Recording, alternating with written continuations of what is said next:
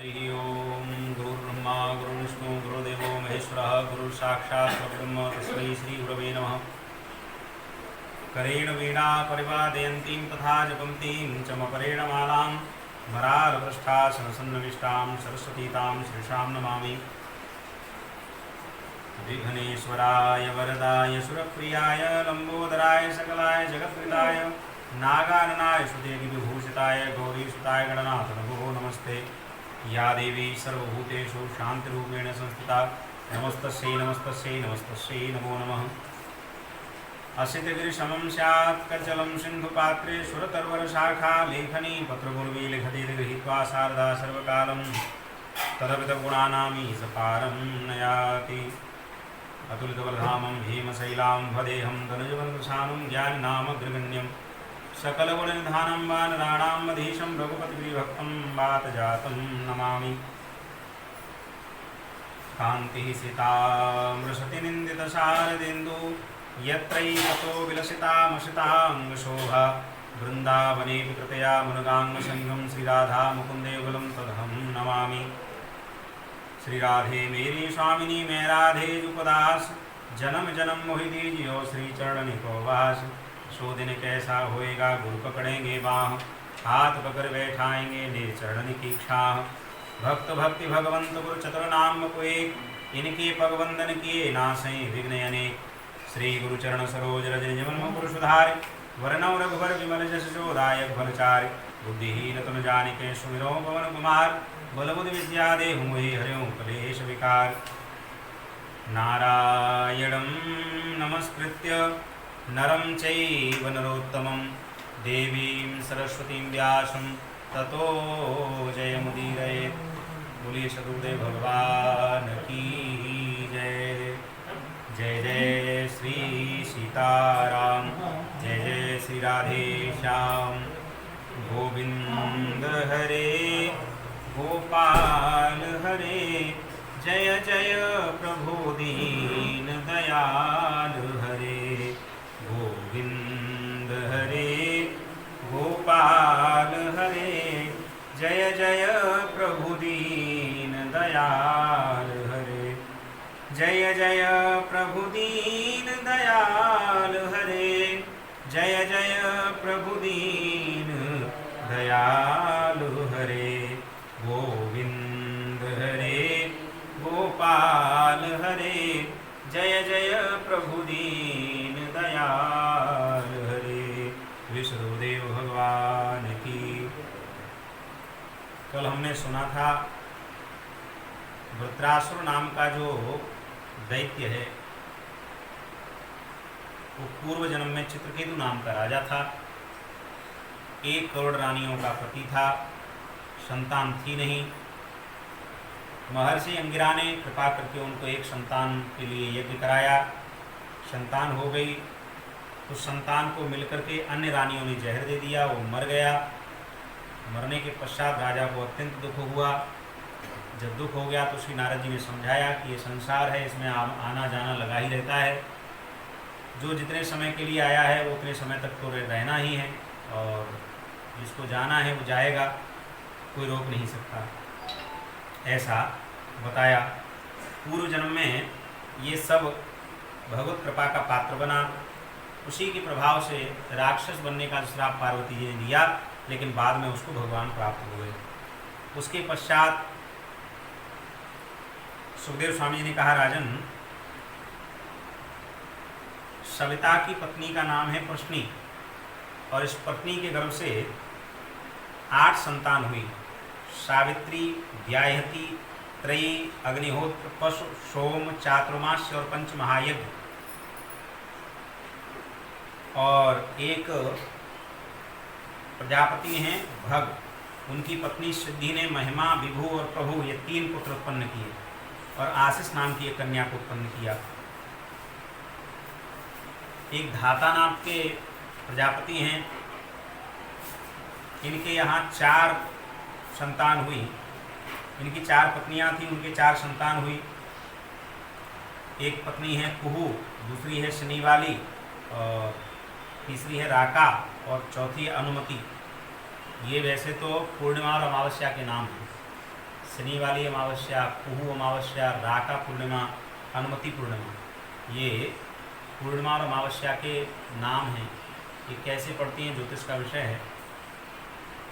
इनके क्रमशः साय, दर्श, प्रातः, पूर्णमास, ये 4 पुत्र हुए। साय माने शाम, दर्श माने दोपहर, ऐसा मान सकते हैं, और प्रातः और पूर्णमास यानी रात्रि, ये 4 पुत्र इनके हुए। धाता के छोटे भाई का नाम था विधाता।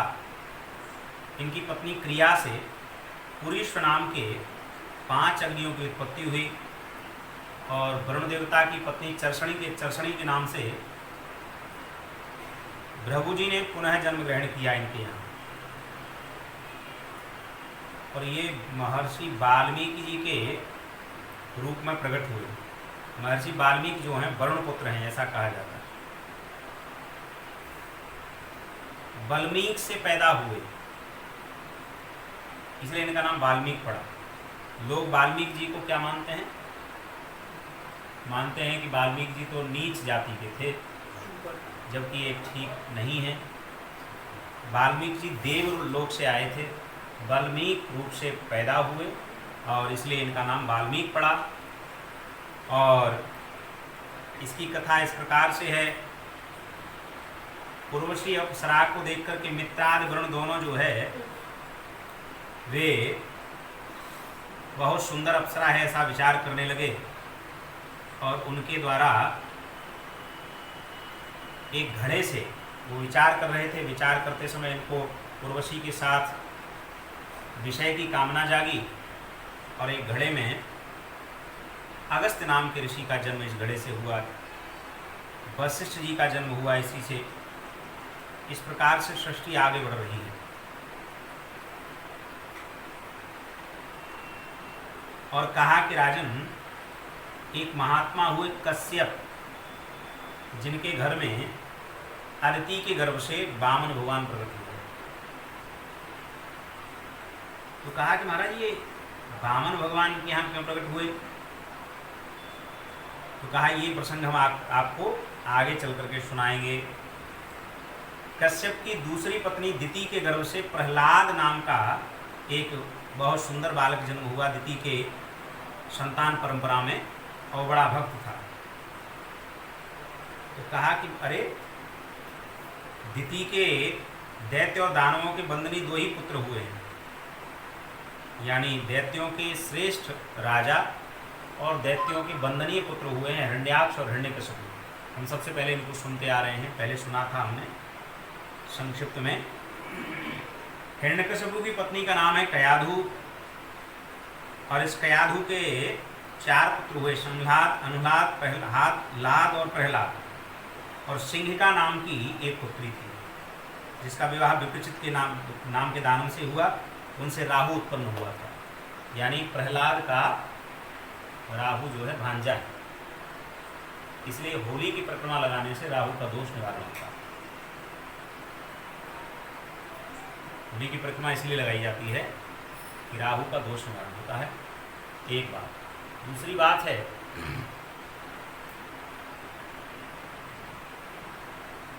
अगर राहु कृत्य किसी को दोष लग गया हो, राहु पीड़ा दे रहा हो, तो उसको जो है प्रहलाद जी का नामोच्चारण भी कर लेना चाहिए, यानी भक्त नामोच्चारण करना चाहिए। प्रहलाद बहुत श्रेष्ठ भक्त हुए, पीड़ा निवृत्ति हो जाएगी। और संह्लाद की पत्नी से हुआ पंचजन नाम का पुत्र। ल्हाद की पत्नी धमनी से 2 पुत्र हुए, बातपी और इलवल। महर्षि अगस्त्य को जो है आतिथ्य को स्वीकार किया। महर्षि अगस्त्य इनके घर आए और उनको बातापी को पका करके खिला दिया। पता नहीं लगा, माया के बल पर अशुद्ध भोजन करा दिया महर्षि अगस्त्य को। उसके बाद इन प्रहलाद के वंश में आगे चल करके अन्य राजा भी हुए। लेकिन परीक्षित जी ने पूछा, महाराज एक बात बताइए,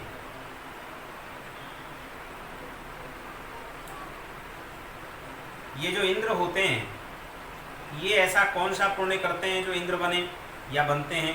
ये विस्तार से हमको बताइए। तो बता रहे हैं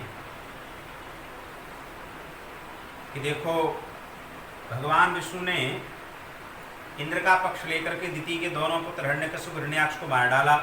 अतः दिति शोक की अग्नि में जलने लग गई और कहने लग गई इंद्र बड़ा पापी है, इसने मेरे दोनों पुत्रों को मरवा दिया। बहुत दुखी हो गई।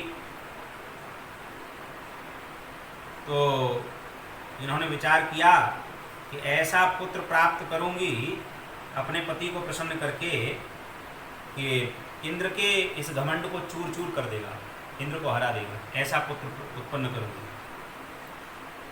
कश्यप जी महाराज विद्वान थे, श्रेष्ठ महापुरुष थे, तपस्वी जीव थे, श्रेष्ठ महामुनियों की उपाधि प्राप्त थी। ब्रह्मा जी भी उनसे सलाह लिया करते थे। तो उन्होंने अपने पति को प्रसन्न किया, कहा कि महाराज वैलोक्य कांत भूतानि भूतन्यादो प्रजापति स्त्रियम चक्रेशु देहार्थम या पुंसा मतिरथा। बड़े बड़े बुद्धिमान लोग जो हैं वो स्त्री के आगे जो है झुक जाते। ऐसा कहा गया है कि सामने कोई व्यक्ति जो है मृत्यु दंड लेकर खड़ा हो, इतना भय उसका नहीं होता जीव को जितना भय उसकी पत्नी जब विकराल रूप धारण कर लेती है उसका हो जाता है। स्त्रियम एवं स्त्रिया जड़ी भूतो विद्वान विदग्धया।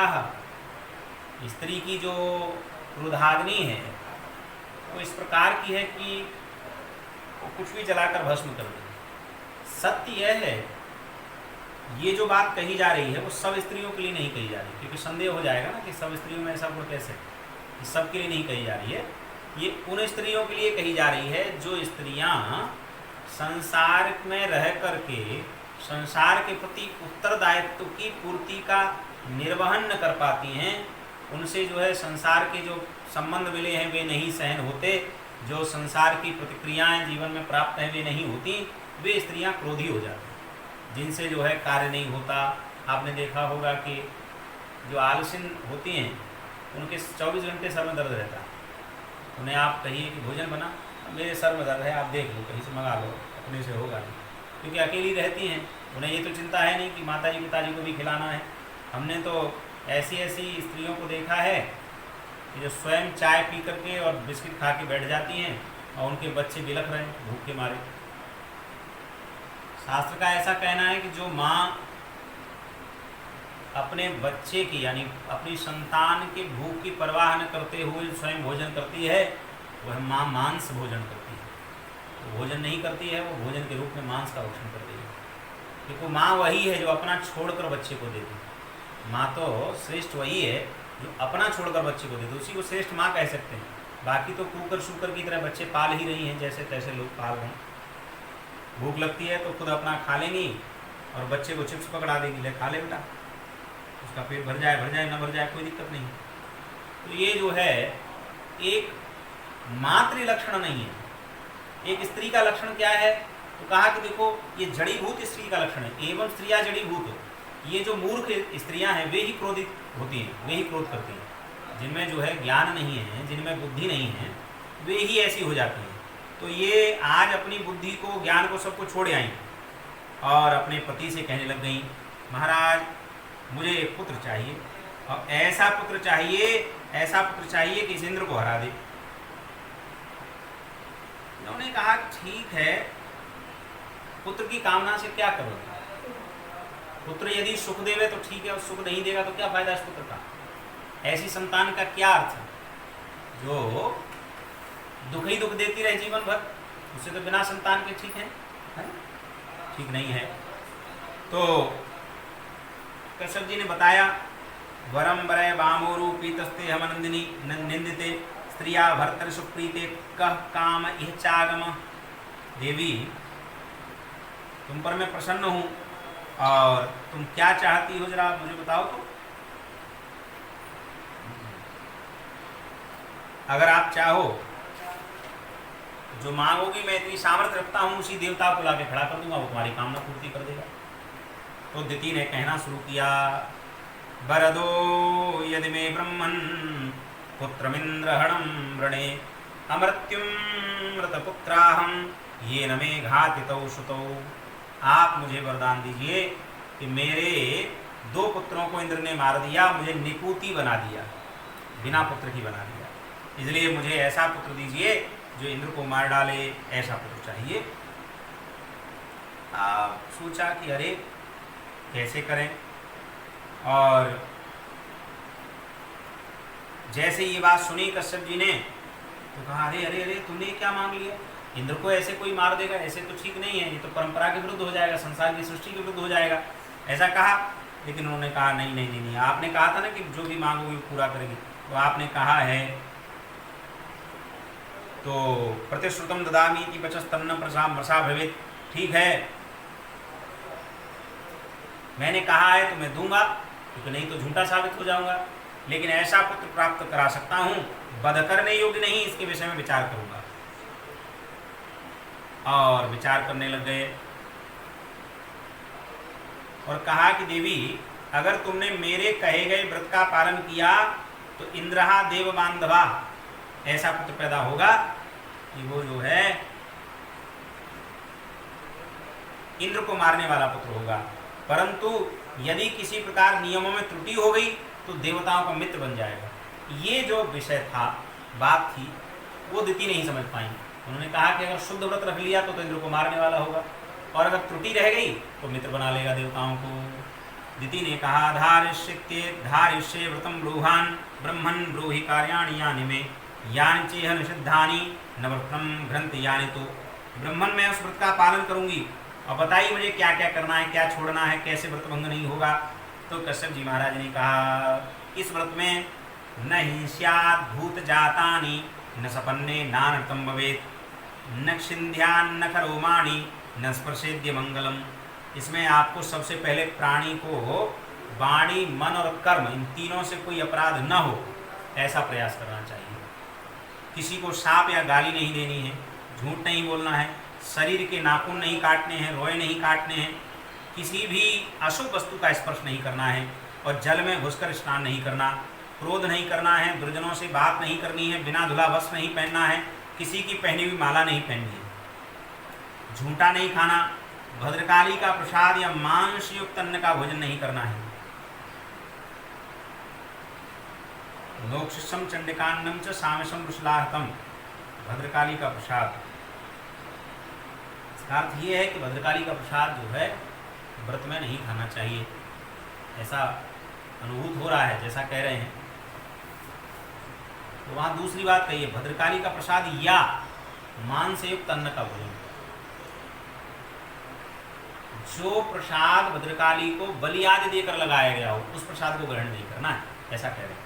मांस का जिसमें प्रवेश हो, शूद्र का लाया हुआ और रजस्वला का देखा हुआ अन्न भी न खाए, अंजलि से जलपान करे, किसी बर्तन से पानी न पिए, जूठे मुंह बिना आचमन किए, संध्या के समय बाल खोले हुए, बिना श्रृंगार के, वाणी का संयम किए बिना, और बिना चंद्र ओढ़े घर से बाहर न निकले। ये जो नियम बता रहे हैं इस व्रत के ही नियम नहीं है, ये सब वे नियम हैं जिनका पालन स्त्रियों को करना ही चाहिए। ये वो नियम है, व्रत तो छोड़िए, ये सब जगह करने चाहिए। जैसे अभी बता रहे हैं ना, जूठे मुंह, घर से स्त्री को कभी बाहर नहीं जाना चाहिए, और बिना श्रृंगार के, पति जीवित है, बिना श्रृंगार के नहीं जाना चाहिए, वाणी का संयम किए बिना, किसी से भी अव्य तव्य कुछ भी बोलने लग जाओ, झूठ सच जो भी लग रहा है उसे बोलने लग जाओ। अरे भाई, सम्मान की दृष्टि से नारी को सबसे ऐसे बात नहीं करनी चाहिए जैसे कि वो सब उनके समीप ही रहने वाले हैं। और संध्या के समय बाल खोल करके बाहर नहीं जाना चाहिए, बिना श्रृंगार के नहीं, आचमन किए बिना, और बिना चद्दर ओढ़े, माने कुछ ना कुछ ओढ़ कर जाना चाहिए। इसलिए पहले पुरानी माताएं जो है वो सब ओढ़ कर ही चलती थी। आज भी जब विदाई होती है किसी बिटिया की, तो वो पहले चुनरी ओढ़ कर ही विदाई की जाती है। इसका अर्थ ये है, इसका बहुत बड़ा महत्व है। अब कितना बड़ा महत्व है आप जानते हैं कि अभी गांठ बांधने के लिए बच्चों से आप पूछो कि बेटा गांठ बांधने के लिए कुछ ले आओ, तो पूजा में भी जीन्स पहन के आ जाए, ठीक है, ऐसे पहनो, कोई दिक्कत नहीं है। ऐसा बाकी हमने एक बार देखा है, पूजन के लिए बैठे, हमने कहा भाई पत्नी को बुलाइए, पत्नी आई, बैठ गई, हमने पूछा कि गांठ कैसे बांधेंगी आप, वो क्या होता है? हमने कहा पहले तो आप उठ जाइए यहाँ से, और जा कर के साड़ी पहन करके आइए या सूट पहन करके आइए, और अगर ऐसे आएंगे तो हम पूजा नहीं कराएंगे, हम जा रहे हैं। और महाराज इतनी देर में तो खलबली हो गई, ये कैसे आचार्य हैं, कैसे आचार्य हैं। लेकिन उनके पिताजी हमारे प्रति श्रद्धावान रहे। उन्होंने कहा कि आचार्य जो भी करेंगे वेद विरुद्ध नहीं करेंगे, चाहे तुम कुछ भी कर लो, तो उन्हें पैसे से नहीं खरीद पाओगे, ये गारंटी। तो बिना किसी शास्त्र मर्यादा के कार्य नहीं करेंगे, शास्त्र की मर्यादा नहीं उल्लंघन करेंगे। आपको पूजा करानी है करो, मत कराओ तो उनको अपना दक्षिणा दे दूँगा, वो चले जाए। अब वो बेचारी डरती डरती गई और बुलाया उसको, तो हमने उसकी ग्रंथि बांधने के लिए उसके दुपट्टे में ग्रंथि बांधी, और जैसे ही पूजन वूजन हो गया, आरती हो गई, उसने दुपट्टा उठा करके डाइनिंग टेबल पर रख दिया और अपना स्वच्छंद घूमने लगे। हमने कहा कि अनुष्ठान रहेगा 7 दिन, और 7 दिन तक ये ग्रंथि आपके पास रहनी चाहिए। आपको जो है बाल खुले नहीं रखने हैं, आपको तेल नहीं डालना है, आपको नाखून नहीं काटने हैं, आपको अनर्गल भोजन नहीं करना है, किसी से क्रोध नहीं करना है। ये सब व्रत के नियम हैं, अनुष्ठान के नियम, इनको करना पड़ेगा तो ही फल मिलेगा। अन्यथा ऐसा नहीं है कि हम तो मेहनत करते रहें, तुम पानी फेर दो सबका, कि हम तो माला फेर फेर के 5-5, 6-6 घंटे का काम करें और तुम जो है सब पे पानी फेर दो। तो इस प्रकार से समझाया। तो कहने का अर्थ है ऐसा नहीं करना चाहिए जो दिया गया है। और बिना पैर धोए अपवित्र अवस्था में गीले पाँवों से उत्तर या पश्चिम में सिर करके, देखिए जो सिर के लिए जो भेद है वो अभी खत्म हो जाएगा। उत्तर में और पश्चिम में सिर करके दूसरे के साथ या निर्वस्त्र हो करके स्त्री को इस प्रकार से सुबह शाम नहीं सोना चाहिए। बिना पैर धोए, यानी सोने से पहले पैर धोए और भोजन के पहले पैर धोने चाहिए। आयुर्वेद भी कहता है भोजन के पहले पैर धो करके भोजन करेंगे। गीले पैरों से भोजन करने से आयु बढ़ती है और गीले पैर सोने से आयु बढ़ती है। तो पैर तो धोएं पर उनको पोंछ लेना चाहिए। उत्तर में या पश्चिम में सिर करके नहीं सोना चाहिए। ये दोनों ध्रुव जो हैं नेगेटिव कहे जाते हैं। वास्तु में भी ऐसा प्रमाण है कि ये दोनों ध्रुव खराब हैं, इसलिए कभी दक्षिण या पूर्व में ही सर करके सोना चाहिए। अन्यथा इन दोनों ध्रुवों में बैठ करके मैंने एक तो अनुभव करके देखा, पश्चिम की ओर मुँह करके भोजन करने से बीमारियां व्यक्ति को ज़्यादा लगती हैं, ये हमने देखा। इसलिए पश्चिम में सर करके सोने से भी बीमारियां जो है घेरने लग जाती हैं। इस प्रकार इन निषिद्ध कर्मों का त्याग करके सदा पवित्र रहे, धुले वस्त्र पहने, सौभाग्य के चिन्हों से सुशोभित रहे। प्रातःकाल कलेवा करके करने से पहले गाय, ब्राह्मण, लक्ष्मी, ये भगवान नारायण का पूजन करें और इस व्रत को 1 वर्ष तक करे। कितने? 1 वर्ष तक करे। यह जो व्रत है बहुत ही श्रेष्ठ व्रत कहा गया है। इस व्रत का नाम क्या है? बोले इसका नाम है पुंसवन व्रत। इससे जो है तुम्हारी कोख से इंद्रघाती पुत्र उत्पन्न होगा। कहा ठीक है महाराज, आज्ञा स्वीकार कर ली और गर्भ धारण कर लिया, नियमों का पालन करने लगी। देवराज इंद्र अपनी मौसी का, ये मौसी तो लगी ना, माता की बहन तो है ही है, तो मौसी का जो अभिप्राय जान गए और बड़ी बुद्धिमानी से वेश बदल करके पहुंच गए दिति के आश्रम में। उनकी सेवा करने लग गए। मौसी बड़ा बढ़िया है, आप तो आपने व्रत धारण किया है। उनकी सेवा में फूल फल इत्यादि इंद्र लाते हैं और उनको जो है उनके व्रत के पालन की त्रुटि पकड़ने के लिए इंद्र वहाँ रह रहे हैं। व्रत के पालन में कौन सी त्रुटि हो और त्रुटि को पकड़ने के बाद इनका गर्भ जो है वो मेरा मित्र हो जाएगा, ऐसा कौन सा उपाय करूं। दिति व्रत के नियमों का पालन करते करते बहुत दुर्बल हो गई थी, कमजोर हो गई थी। विधाता ने उनको मोह में डाल दिया। एक दिन संध्या के समय लब्ध्वाम तदंतरम शक्रो निद्रा पेहत चेतसः दिते प्रविष्ट उदरम योगेशो योग माया। एक दिन संध्या के समय झूठे मुंह बिना आचमन किए, बिना पैर धोए वह सो गईं। गर्भिणी नारी अगर बिना आचमन किए यानी कुल्ला किए मुंह को जूठा करके सो जाएगी, ये निश्चित है उसकी संतान में कोई न कोई किसी प्रकार का जो है अंग प्रत्यंग भंग हो जाए या कोई दोष लग जाए, लगेगा, ये पक्का है। क्योंकि इंद्र ने करके दिखा दिया। इंद्र जो है योग बल से झटपट उनके घर में प्रवेश कर गया और जा करके चमकते हुए गर्भ के वज्र के द्वारा 7 टुकड़े कर दिए। 7 टुकड़े वो वज्र के कर दिए उन्होंने। गर्भ रोने लगा, तब उन्होंने कहा मतरो मतरो, यह कह करके 7 टुकड़ों में से एक एक और भी 7 टुकड़े कर डाले। कितने टुकड़े हुए? 14 टुकड़े। एक एक के और भी 7 टुकड़े कर दिए, 49 टुकड़े कर दिए। तो इस प्रकार से जो है 49 मर्दगण उत्पन्न हो गए, और ये सब मर्दगण जो हैं इंद्र के मित्र हो गए। इसलिए तो मित्र हो गए कि व्रत में खंडन हो गया और 49 पैदा हो गए। और कहा कि देखो तुम लोग मेरे भाई हो, डरना नहीं। गर्भ में ही कह दिया इंद्र ने, तुम्हारा कोई कुछ नहीं बिगाड़ पाएगा। ऐसा कह करके वहाँ से चले आए। और उसके बाद 1 वर्ष की आराधना के बाद अब उनके घर में 49 मर्दगण प्राप्त हुए। इंद्र के सहित ये 50 हो गए। इंद्र ने भी सौतेली माता के पुत्रों के साथ शत्रुभाव न रखकर उनको सोमपाई देवता बना लिया। वे सब देवता बन गए। उन्होंने सोचा कि मैंने इतना बढ़िया व्रत किया था और मैंने तो सोचा था कि इंद्र को भयभीत करने वाला पुत्र पैदा होगा, ये तो मित्र बन गए। ऐसा कैसे हुआ, कैसे बन गए? तो पूछा अपने पतिदेव को, कहा कि तुमने कहीं झूठ बोला होगा, कोई न कोई किया होगा, व्रत में खंडन किया होगा, खंडित हो गया होगा व्रत। तो इंद्र ने यह बात बता दी कि माता, जब मुझे पता लगा कि तुम इसलिए व्रत कर रही हो तो मैंने ये घटना घटित जो है कर दी।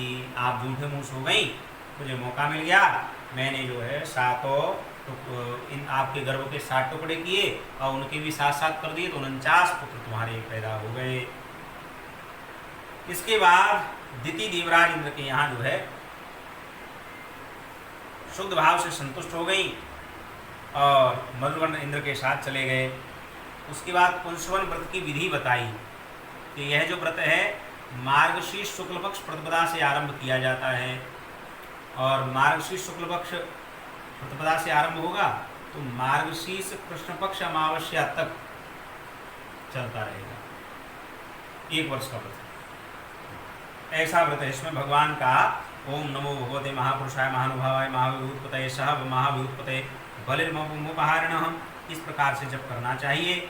और इस व्रत के प्रभाव से निश्चित संतानहीन स्त्री को संतान की प्राप्ति हो जाती है। ऐसा कहा गया है कि जो लोग इस व्रत के इस पाठ का, इस स्तोत्र का पाठ भी कर लेते हैं तो कन्याम च विन्दते समग्र लक्षणम वरम तो वीरा हतकिल विशागेशम, जिनका जो गर्भ क्षीण हो जाता है वो इस स्त्रोत का पाठ कर सकती हैं, इस व्रत को कर सकती हैं। जिनके गर्भ में ही संतान मर जाती है वे कर सकती हैं और बलिष्ठ संतान की प्राप्ति होती है। इस प्रकार से पुंसवन व्रत का महत्व सुनाया। उसके बाद श्री परीक्षित जी ने पूछा कि भगवान एक बात बताइए, हिरण्यकश्यप को हिरण्याक्ष भगवान ने क्यों मारा? भगवान तो समप्रिय स्वब्रह्मन भूतानाम भगवान स्वयं इंद्रस्यार्थे कथम दैत्यान अवधित विषमो यथा। भाई भगवान तो सबके प्रति संभाव रखते हैं, किसी को मारते नहीं, किसी को बचाते नहीं, ऐसा आपने कहा, तो फिर भगवान ने ऐसा क्यों किया? तो श्री सुखदेव जी ने कहा कि देखो, साधु पृष्ठम महाराज हरेश्चरितमद्भुतम यद भागवत महात्म्यम भगवत भक्तिवर्धनम। ये आपने जो प्रसंग पूछा है ये बहुत श्रेष्ठ प्रसंग है। इससे जो है एक भगवत भक्त का निरूपण होगा, भगवत भक्त का प्राकट्य होगा। कहा कि एक इतिहास सुनो।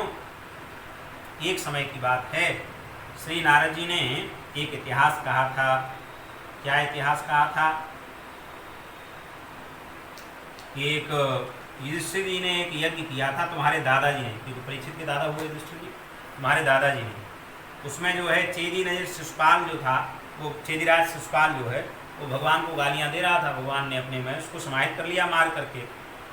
तो उसी यज्ञ मंडप में इस घटना को देख करके श्री नारद जी से युधिष्ठिर जी ने प्रश्न किया कि महाराज जी शिशुपाल भगवान में क्यों समा गया? इसके समाने का कारण क्या है?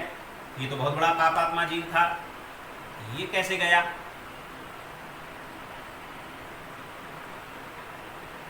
इसका कारण बताइए। तब श्री देवर्षि नारद ने युधिष्ठिर जी को उत्तर देते हुए कहा कि देखो वैसे तो युधिष्ठिर निंदा स्तुति सत्कार तिरस्कार ये सब तो शरीर के होते हैं, आत्मा का तो कुछ होता नहीं है। भाई चाहे कोई किसी से गाली दे रहे तो उसकी आत्मा को कोई प्रभाव नहीं पड़ता, ये तो व्यक्ति के मन पर प्रभाव पड़ता है। उसने हमको गाली दे दी, तिरस्कार भी उसी के मन का होता है। यानी शरीर का निंदा, शरीर की स्तुति, शरीर का सत्कार, शरीर का तिरस्कार, ये सब शरीर का होता है। आत्मा का लक्षण जो है ये नहीं है, ये आत्मभाव नहीं है। लेकिन लोग मांग बैठते हैं अपने आत्मभाव को, उनको लगता है कि भाई हमारा इन्होंने इज्जत नहीं की, हमारे को इन्होंने ऐसा किया वैसा किया, ये सब चीज़ें। तो महाराज भगवान न किसी को मारते हैं न बचाते हैं, भगवान तो जो जैसा भगवान के साथ करता है वैसा उसको फल दे देते हैं। कैसे? तो कहा कामा द्वेषा भयात् स्नेहात् यथा भक्तेश्वरे मनः आवेश तदगम हित्वा बहव सद्गतिं गताः। अरे भगवान से तो किसी ने बैर किया तो भगवान की कृपा हो गई, मित्रता कर ली तो कृपा हो गई, प्रेम कर लिया तो कृपा हो गई, किसी ने लात मार दी तो कृपा कर दी, वे तो सब पे ही कृपा करते हैं। भगवान का तो क्रोध भी कृपा ही है। अरे गोपियों ने प्रेम किया तो उनके ऊपर कृपा कर दी, और कंस ने द्वेष किया तो कृपा कर दी, शिशुपाल ने बैर किया उनके ऊपर कृपा कर दी।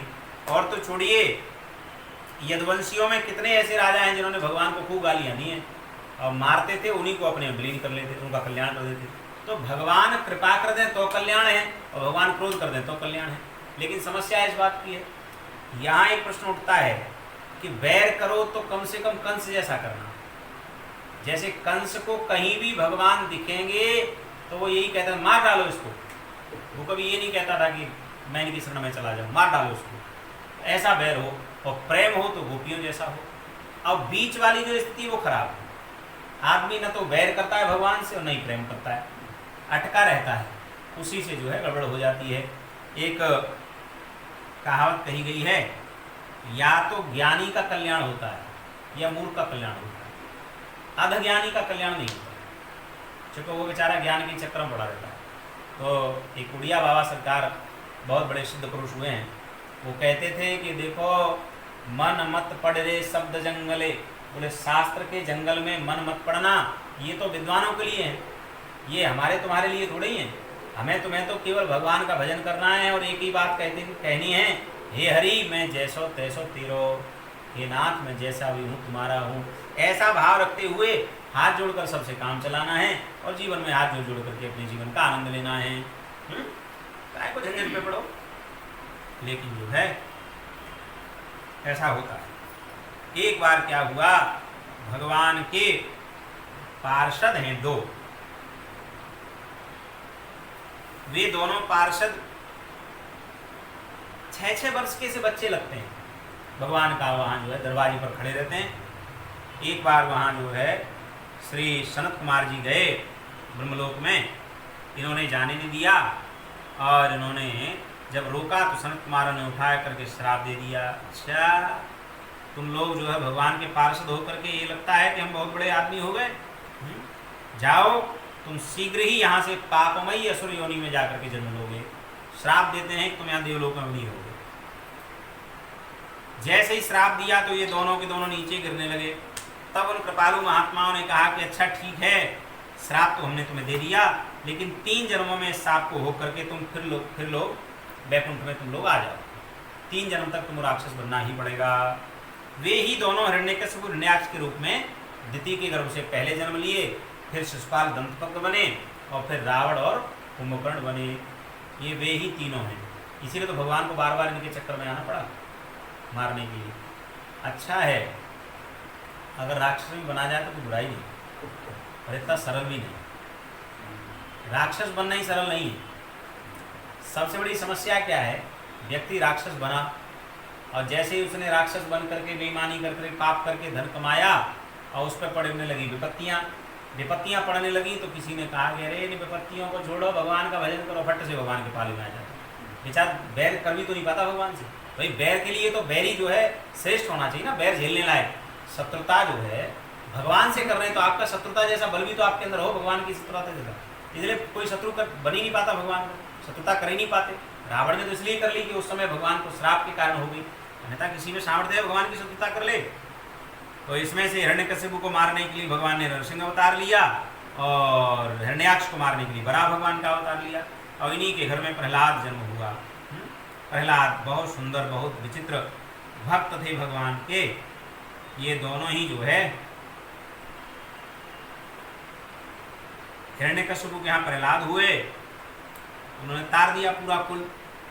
और विशस्रवा की पत्नी केसनी के नाम केकसी जिनका नाम था, उनके गर्भ से रावण कुंभकर्ण पैदा हुए और शिशुपाल दंतवक्र पैदा हुए। क्षत्रिय कुल में हैं जो भगवान कृष्ण ने इनको मार दिया।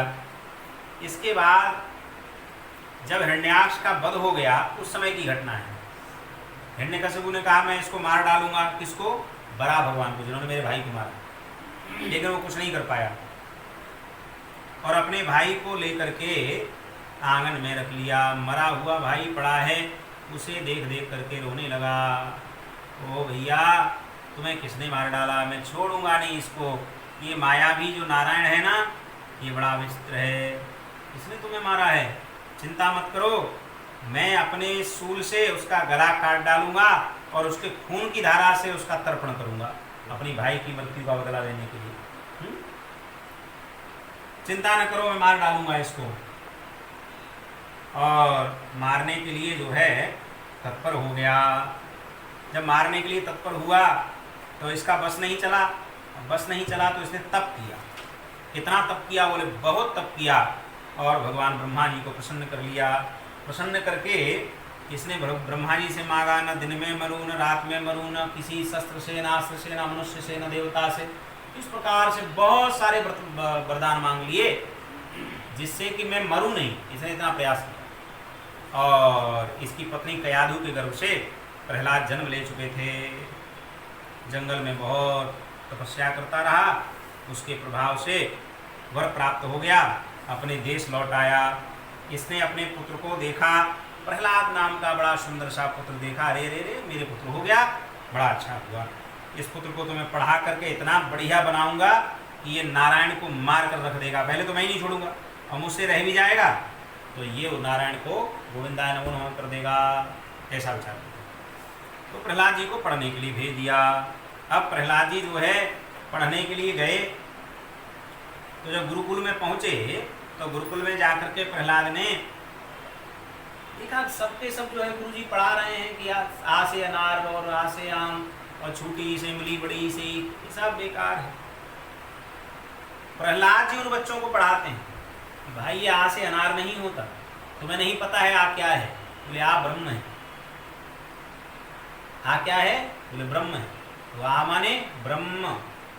अच्छा, ये तो हमने कभी पढ़ा ही नहीं। बोले हाँ, इसलिए हम कह रहे तुम्हारे गुरु जी तो कुछ नहीं पढ़ाते, हम पढ़ाएंगे तुमको। अच्छा, और क्या पढ़ाओगे?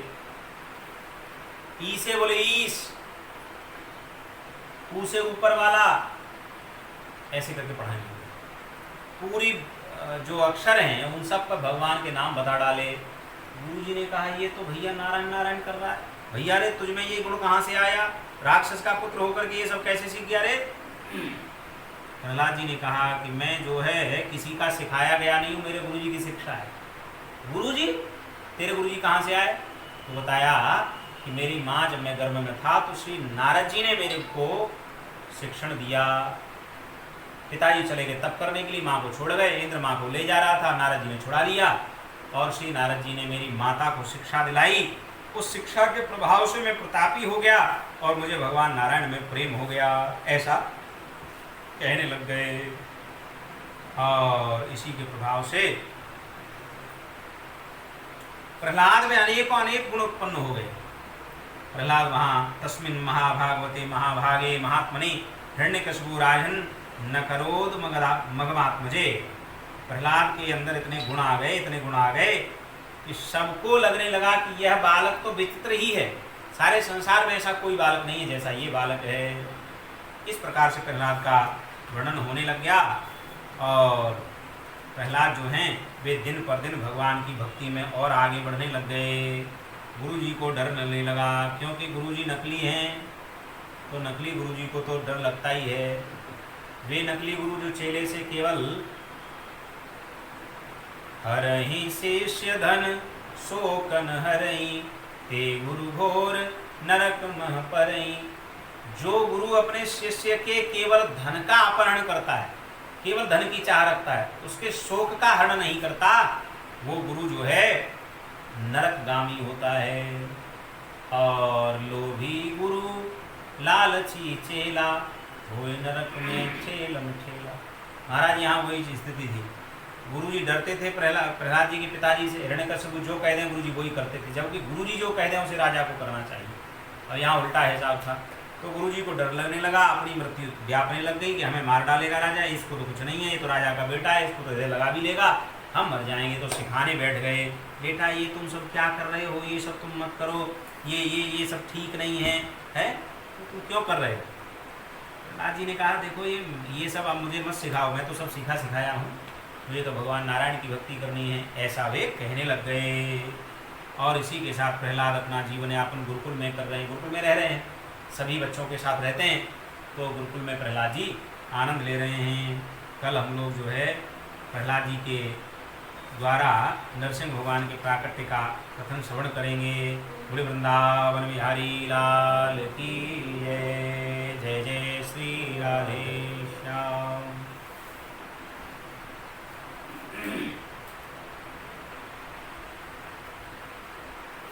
कल बढ़िया सुंदर सबने व्रत किया है। बहुत बहुत निर्जला एकादशी के बाद द्वादशी की शुभकामनाएं।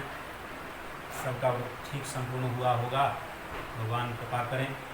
और कल फिर से पुनः हम लोग कथा श्रवण करेंगे।